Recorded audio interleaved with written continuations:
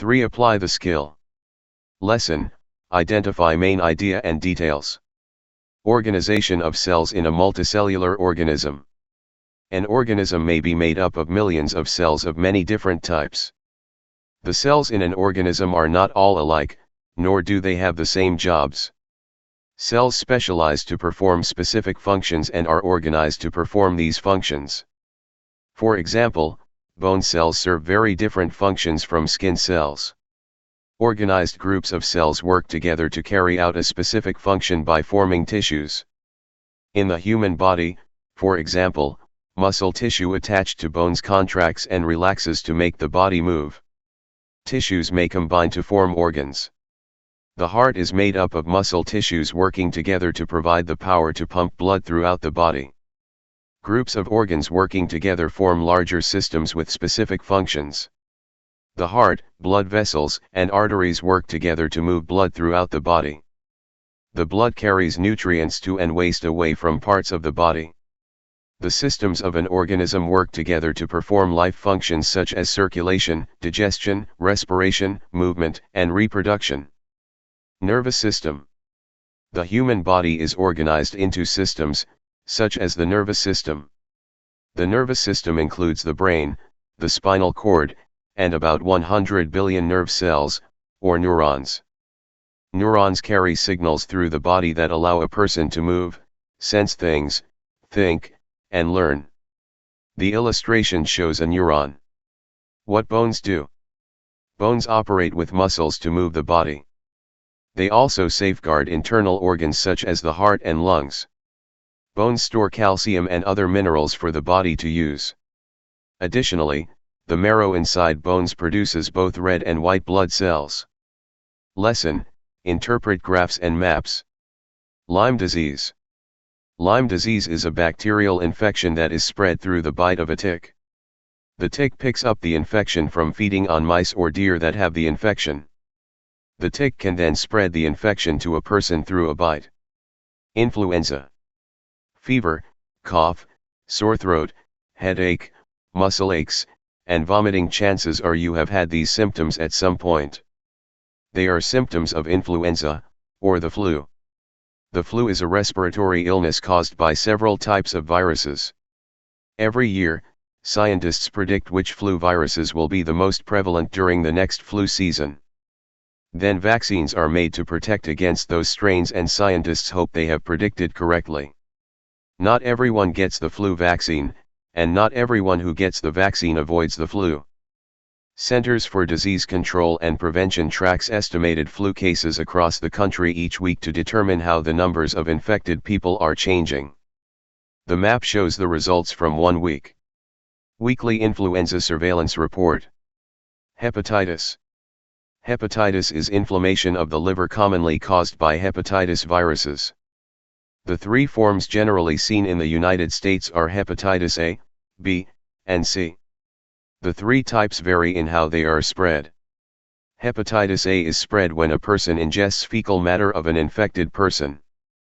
For example, if an infected person uses a public restroom but does not wash his or her hands, that person can pass on the infection to others in the public through even microscopic amounts of fecal matter. The fact that the spread of hepatitis A is easily prevented through proper hygiene is becoming more widely known. Acute hepatitis A cases, United States, 2000 to 2010. Lesson: interpret diagrams. Ecosystems. An ecosystem includes all the living things in an area, along with their non-living environment. Energy flows through the living parts of an ecosystem. In most ecosystems, the energy originates from the sun. Plants use energy from sunlight and nutrients from air, water, and soil to make food. Animals eat the plants, other animals eat the plant eaters, and so on.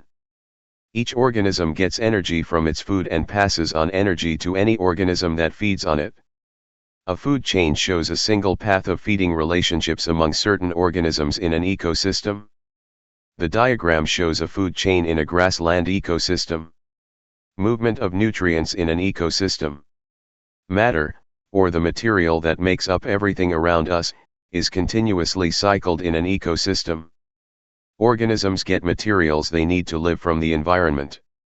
They then release waste matter back into the environment. Nutrients are one form of matter that cycles through an ecosystem. The diagram shows the movement of nutrients in a land-based ecosystem. Movement of energy in an ecosystem. As energy flows through an ecosystem, it is conserved. That is, the amount of energy neither increases nor decreases. Plants get energy by making food. Animals get energy by eating food in the form of plants or other animals. Living things convert the energy stored in food into energy for movement, growth, and repair. A small amount of energy that a living thing takes in is stored in the cells of its body. Most of the energy is lost to the environment as heat, sound, motion, and in some cases light. Energy pyramids show how energy flows through ecosystems. The diagram shows an energy pyramid for a forest ecosystem. Lesson: generalize. Levels of organization in an ecosystem. An ecosystem is made up of different kinds of living things. Scientists often think of the living things in an ecosystem as being organized in levels. The lowest level of organization is the individual organism. Individual organisms are grouped into populations. A population is a group of organisms that are all the same species and that all live in the same area.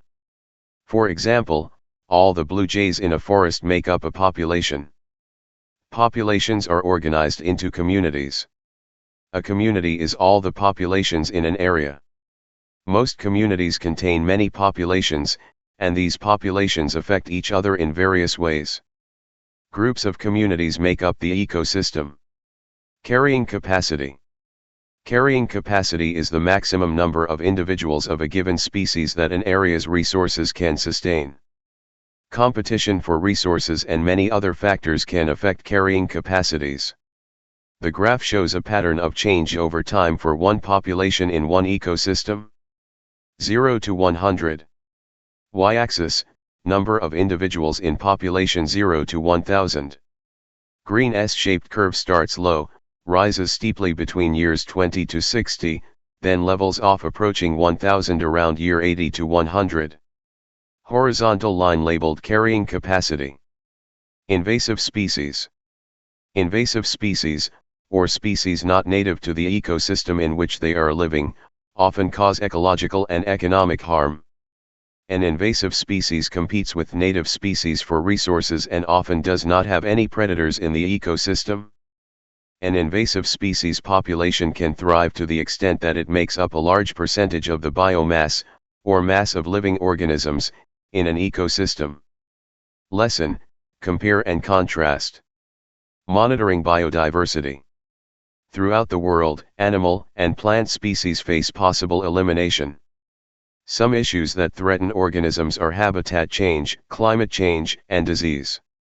Even the loss of a species in just one ecosystem contributes to decreased biodiversity, or variety in species. A high degree of biodiversity is a characteristic of vigorous ecosystems. The International Union for Conservation of Nature tracks and seeks solutions to the problem of decreasing biodiversity. As part of its efforts, the IUCN maintains the Red List, a document identifying the known status of thousands of species around the world. The table below provides a portion of the extensive data found in the IUCN Red List. Factors of healthy and unhealthy ecosystems. An ecosystem consists of living and non-living components that interact to form a stable system. Living and non-living components include more than plants, animals, soil, and rocks. Soil chemistry, nutrient and water supplies, temperature, and amount of sunlight are all non-living factors of an ecosystem. A healthy ecosystem is balanced. All these elements are present in the right amounts to ensure the success of all the ecosystem's parts. Healthy ecosystems have a high degree of biodiversity. Biodiversity is variety in the species living in an ecosystem and, therefore, doing their parts to make the ecosystem work. Why does biodiversity contribute to the health of an ecosystem? Organisms in an ecosystem rely on each other. Each group gets nutrients and energy from another group, and the cycle is continuous. Imagine an ecosystem that has only one or two main plant groups to produce food. What would happen if one of these groups were to contract a disease and stop producing? This event would bring about changes in the entire ecosystem.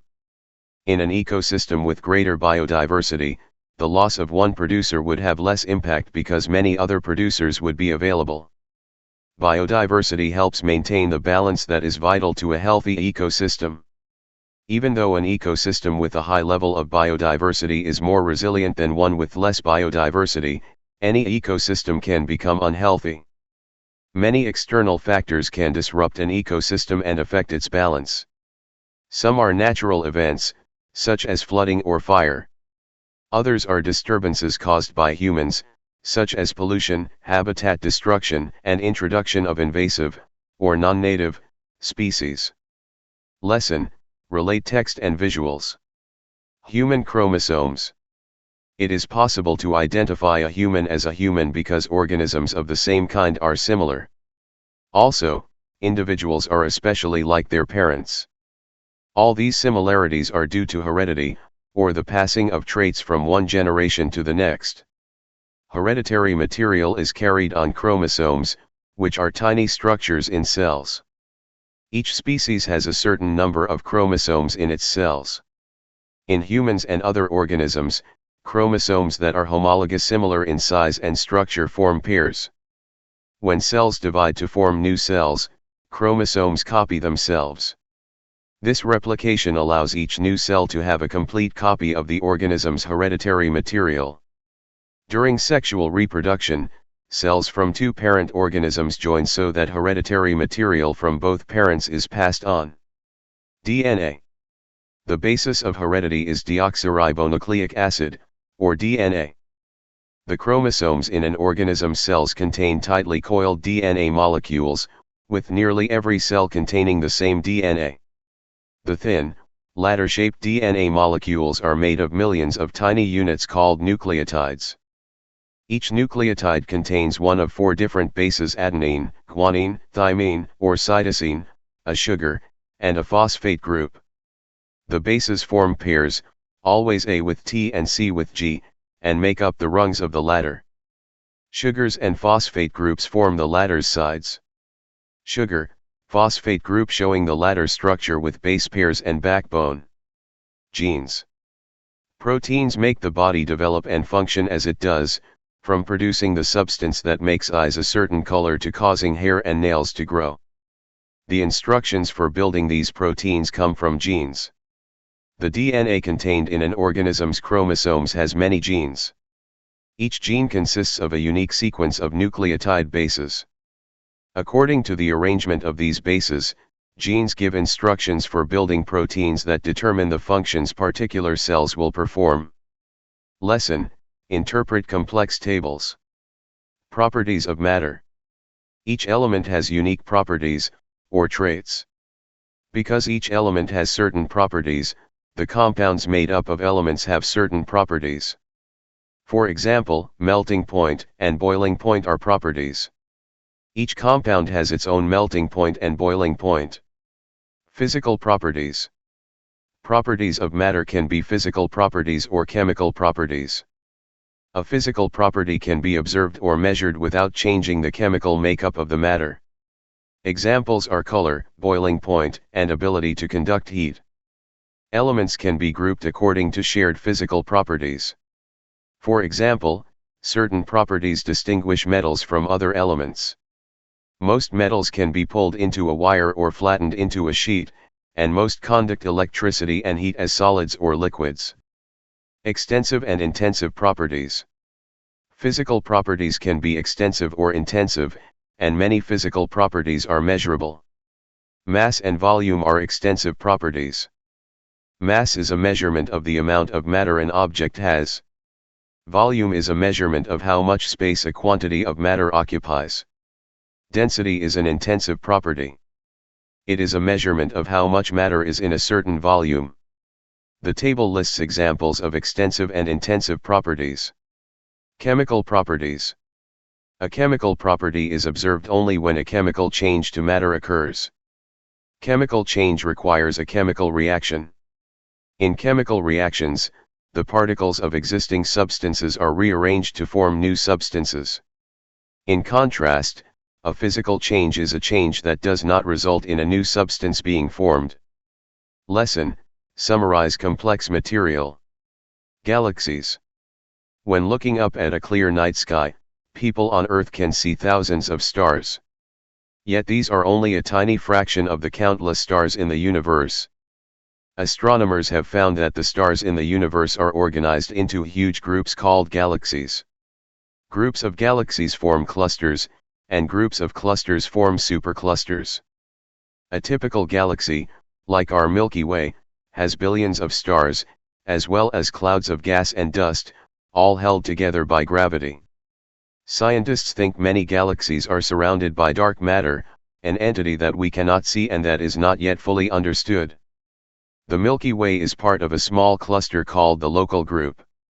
The Local Group contains the Milky Way, Andromeda, Messier 33, and about 24 smaller dwarf galaxies. The largest clusters contain hundreds of galaxies. 3 types of galaxies. Spiral galaxies have a central bulge with curved arms. Elliptical galaxies have a round or oval shape. Irregular galaxies have shapes that are not symmetrical. Cutaway of the Sun. The Sun is a star at the center of our solar system. At its core, the Sun reaches a temperature of 27 million degrees Fahrenheit, hot enough for nuclear fusion. Fusion is a process in which atoms collide at a high speed and fuse together. In the center of the Sun, hydrogen fuses to form helium and release tremendous energy which we experience on Earth as heat and light. This energy passes from the core to the radiative zone, and then to the convection zone. From there, energy reaches the Sun's surface, or photosphere. It is the photosphere that we see from Earth as a bright yellow disk.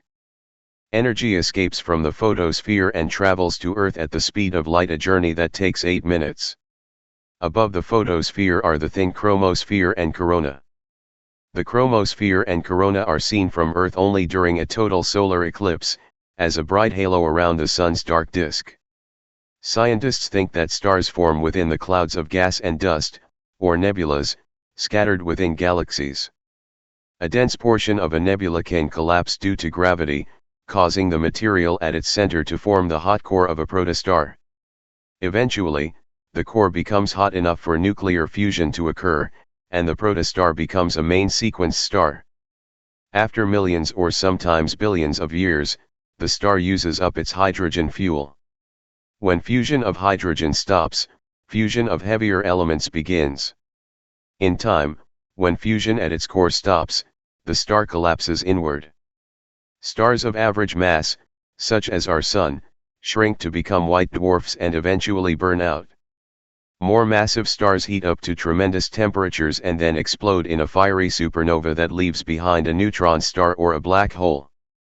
The remnants of exploded stars mix with surrounding gas and dust in the galaxy. This material is recycled to become new stars and planets. Lesson: interpret three-dimensional diagrams. Earth's layers. Scientists think of Earth's structure in terms of layers, based on composition and physical strength.